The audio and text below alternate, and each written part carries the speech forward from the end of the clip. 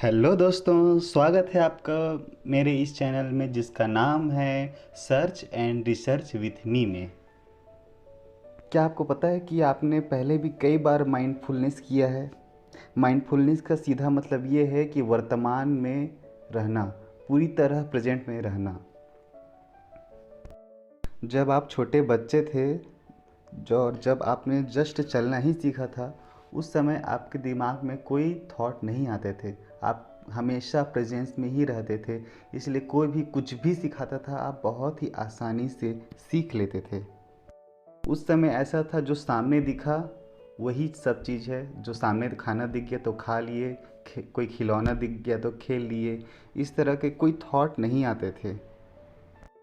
इसलिए आपने बचपन में अगर कोई भी इंसिडेंट हुई हो, कोई भी घटना हुई हो, तो वो आपको हमेशा याद रहती है पूरी लाइफ टाइम, क्योंकि उस समय आप टोटल प्रेजेंस में थे और प्रेजेंस मोमेंट में आपने वो घटना देखी थी, तो आप पूरी तरह अवेयर थे। इसी कारण वो लाइफ टाइम याद है।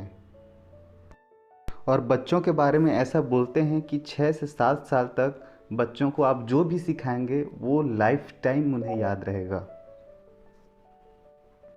क्योंकि बहुत सारे रीज़न में से एक रीज़न ये भी है कि बच्चे 6 से 7 साल तक प्रेजेंट मोमेंट में ही रहते थे, और जैसे जैसे बच्चे बड़े होते गए उनमें थॉट, फीलिंग, इमोशन ये सारी चीज़ें ऐड होती गई, और इसलिए प्रेजेंट मोमेंट में रहने की जो ताकत है वो कम होती गई।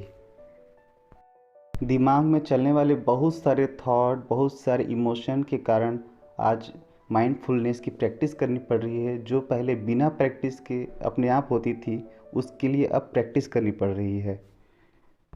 अब भी आप प्रेजेंट मोमेंट में कब कब आते हैं ये मैं आपको बताता हूँ।